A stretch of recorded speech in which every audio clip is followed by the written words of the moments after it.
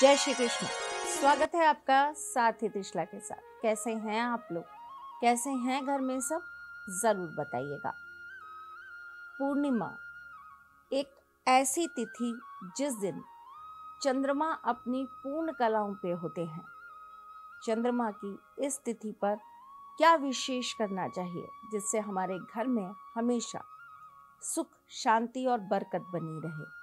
हमारे जीवन में चंद्रमा के आशीर्वाद से सब कुछ प्रसन्नता पूर्वक रहे। ऐसा क्या करना चाहिए जिससे हमारा मन हमेशा शांत रहे? चलिए आज ये सारी चीजें बताऊंगी, लेकिन इससे पहले ये बता दूं कि मैं कौन हूँ। मैं आपके एस्ट्रोलॉजर हूँ, वास्तु शास्त्री हूँ, चेहरा भी पढ़ती हूँ, आवाज भी पढ़ती हूँ और हाथों की लकीरें भी पढ़ लेती हूँ। चूंकि आपकी सारथी हूँ इसीलिए आपको हर वक्त जीवन का सार समझाने चली आती हूँ। पूर्णिमा के बारे में कुछ विशेष जानकारी। 6 जनवरी 2023 यानी कि 2023 वर्ष की पहली पूर्णिमा। इस पूर्णिमा को हम कहते हैं शाकांभरी पूर्णिमा। ये पूर्णिमा पोष महीने में आती है, इसलिए पोष पूर्णिमा भी कहलाती है। जैसे कि आपको पता है कि पूर्णिमा तिथि के जो स्वामी हैं वो चंद्रमा हैं और पूर्णिमा वाले दिन चंद्रमा अपनी कलाओं से सुसज्जित रहते हैं।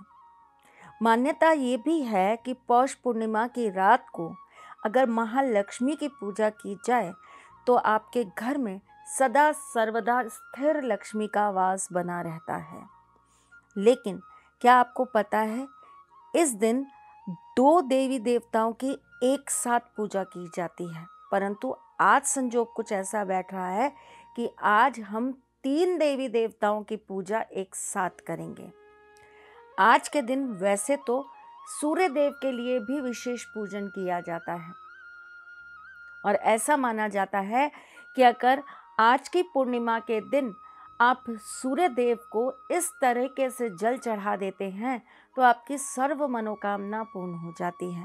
तो एक तो आज हम सूर्य देव को प्रसन्न करेंगे, एक महालक्ष्मी को प्रसन्न करेंगे और साथ में हम आज आपके लिए एक ऐसा विशेष उपाय लेकर आए जिससे श्री हरि विष्णु भी अपनी विशेष कृपा आप पर जरूर बरसाएंगे। तो चलिए आपको उपाय बताने से पहले कुछ चीजें और बता देती हूँ। पूर्णिमा तिथि जो होती है इस दिन अगर आप सुबह सवेरे सूर्य उदय के समय उठकर नहा धोकर अपने जल के अंदर थोड़ा सा कच्चा दूध मिलाकर स्नान कर लेते हैं और उसके बाद आप सूर्य देव को तांबे के लोटे में जल, कुमकुम, चावल, लाल पुष्प डालकर अर्घ देते हैं तो ऐसा करने से सूर्य देव प्रसन्न हो जाते हैं। जिसकी कुंडली के अंदर सूर्य प्रसन्न हो जाए मतलब ये समझ लीजिए कि ऐसे व्यक्ति के जीवन में उसके बिगड़े काम तो अपने आप बनने लग जाते हैं, मनोबल बढ़ने लग जाता है, आपके अपने जीवन की सारी परेशानियों के कष्टों के निवारण होने लग जाते हैं। ये तो करिए आपने सुबह की पूजा। उसके बाद आप पूरा दिन अगर आप अन्न भी ले रहे हैं तो कोशिश करिएगा प्याज, लहसुन ये सब ना खाएं। पूरा दिन सात्विक तरीके से गुजारें, झूठ ना बोलें, किसी की चुगली ना करें, किसी के बारे में अपशब्द ना बोलें, किसी को गाली गलौच ना करें। शाम के वक्त आपको पुनः स्नान कर लेना है और नहाते समय अगर आप वापस से कच्चा दूध डालकर स्नान कर लेते हैं तो ये बहुत अच्छा रहता है। इसके बाद आप अपने घर के अंदर एक घी का दीपक जला दीजिए। आप एक परात ले लेंगे जिसके अंदर आप पहले तो जल डाल देंगे यानी कि पानी, उसके बाद आप थोड़ा सा कच्चा दूध डाल देंगे। इसके बाद आप इसके अंदर गिन के 11 दाने चावल के डाल देंगे।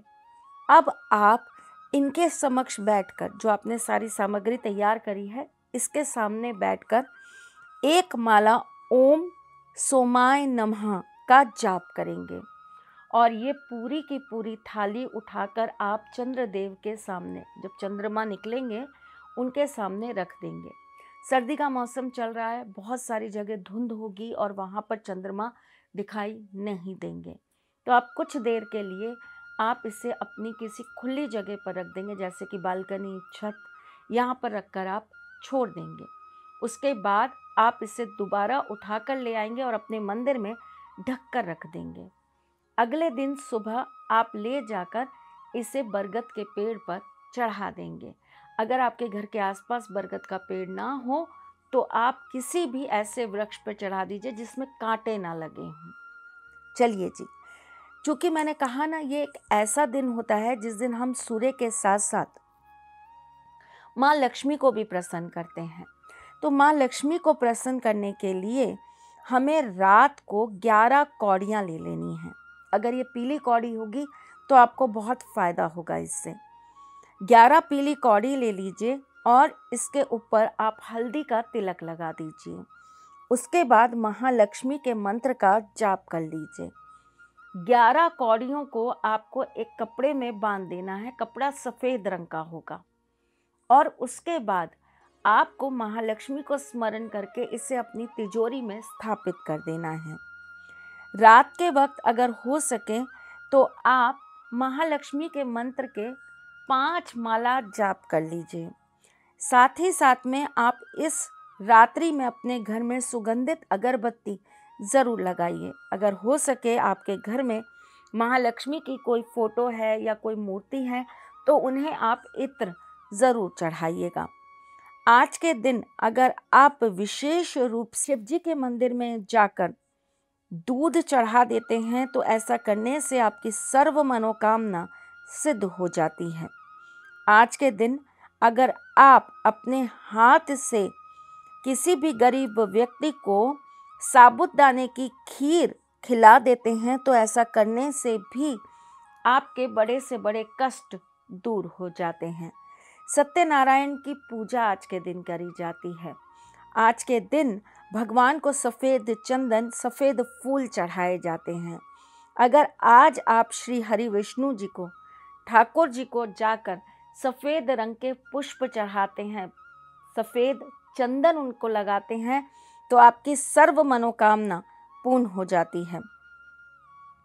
आज की रात अगर आप अपने व्यापार में वृद्धि करना चाहते हैं तो आप कुबेर यंत्र ज़रूर स्थापित करिए।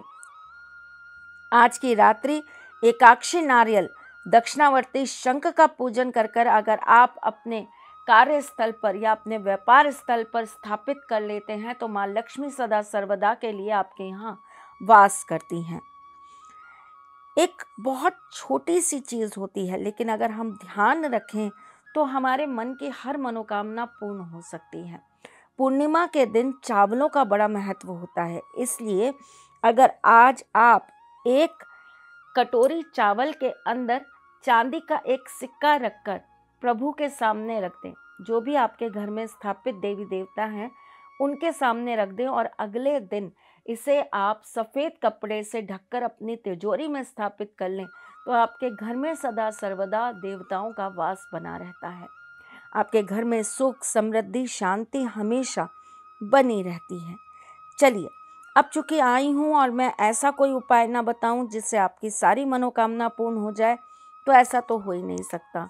तो चलें, आज आपको एक ऐसा सरल सा उपाय बता दें जिससे 5 मिनट के अंदर अंदर आपको उसका इफ़ेक्ट नज़र आ जाएगा। चंद्रमा मन का भी कारक होता है। मन में उत्पन्न जितनी भी चीज़ें होती हैं ना, चाहे वो हमारे दुख हो, चाहे खुशी हो, चाहे वैराग हो, चाहे वो हमारा संसार हो, हमें हमेशा चंद्रमा से ही ये सारी चीज़ें प्राप्त होती हैं। फीलिंग्स, केयर, ये सब चंद्रमा के ही अधीन आ जाते हैं। और चंद्रमा जिसका अच्छा ना होना, ऐसा इंसान बुद्धि से विहीन हो जाता है। तो आज रात को आपको एक काम ज़रूर कर लेना है जिसको करने मात्र से आपका चंद्रमा भी बली हो जाएगा और आपका हमेशा प्यार आपके साथ बना रहेगा। जिन बच्चों का पढ़ाई में मन नहीं लगता वो भी आज ये काम ज़रूर करें ताकि उनके जीवन में भी हमेशा चंद्रदेव की वजह से आशीर्वाद स्वरूप हमेशा बुद्धि बनी रहे, उनका पढ़ाई में और मन लगे, उनकी प्रगति हो और तो और उनके जीवन में हमेशा सुख, वैभव, कीर्ति बनी रहे। तो चलिए, क्या करना है बता देती हूँ आपको। आपको एक सफ़ेद रंग का रुमाल ले लेना है, साफ लीजिएगा, यूज़ करा हुआ बिल्कुल यूज़ मत करिएगा। एकदम साफ सुथरा सा एक आप रुमाल ले लीजिए, उसके ऊपर आप सफ़ेद चंदन से लिख देंगे ये नंबर है 2202। इस नंबर को लिखने के बाद इसके अंदर चावल के दाने रख देंगे। उसके बाद में आप एक लोटा ले लेंगे जिसके अंदर आप थोड़ा सा पानी भर लेंगे। ये पोटली आपको बांध के इसी पानी के लोटे के अंदर रख देनी है। और कब तक रखेंगे आप इसे? 14 तारीख तक, संक्रांत तक आप रखेंगे। संक्रांत तक रोजाना आपको अपनी एक बार या 2 बार, या तो सुबह उठकर एक बार आप और रात को सोने से पहले 2 बार बोलेंगे, या एक बार तो कम से कम आप अपने मन की विश इस लोटे के सामने ज़रूर बोल देंगे। संक्रांत वाले दिन इसके अंदर जो पानी है वो ले जाकर आप पीपल पर चढ़ा देंगे, और साथ ही साथ में ये जो पोटली है ये भी आप पीपल के पेड़ पर चढ़ाकर आ जाएंगे। करके देखिए, बहुत अद्भुत उपाय है। आपको जीवन में प्यार भी हासिल होगा। बच्चे अगर पढ़ते नहीं हैं तो उनका मन भी लगेगा। आपको सुख शांति चाहिए वो भी मिलेगी। सर्व मनोकामना सिद्धि के लिए एक छोटा सा सरल सा ये उपाय ज़रूर करिएगा। तो ये था पूर्णिमा को लेकर एक विशेष आपको ज्ञान। अब आपको फिर मिलूंगी कुछ नया, कुछ अलग, कुछ अद्भुत लेकर। तब तक के लिए मुस्कुराते रहिएगा, रिश्तों में मजबूती बना के रखिएगा, अपने साथी के साथ में जुड़े रहिएगा, प्यार देते रहिएगा, प्यार लेते रहिएगा। ख्याल रखिएगा अपना और उनका जिनसे आप प्यार करते हैं। मैं जल्द आप सारथी मां त्रिशला ज्योतिष के क्षेत्र में विश्व विख्यात नाम है। ज्योतिष शास्त्र में पीएचडी मां त्रिशला पिछले 22 वर्षों से ज्योतिष की सभी परंपरागत विधाओं के साथ साथ अनेक दुर्लभ गुण विधाओं जैसे परछाई एवं नव्स के अध्ययन से अपनी सटीक भविष्यवाणी और पूर्वानुमान के लिए विख्यात हैं। अपने उपायों द्वारा लाखों लोगों का जीवन संवार चुकी मां त्रिशला लगातार 2016 से ज्योतिष विभूषण अवार्ड प्राप्त कर रही हैं। साल 2018 में उन्हें उत्तराखंड के मुख्यमंत्री त्रिवेंद्र सिंह रावत ने ज्योतिष विभूषण अवार्ड से सम्मानित किया था, और साल 2016 में उन्हें राजस्थान में बेस्ट एस्ट्रोलॉजर के अवार्ड से नवाजा जा चुका है।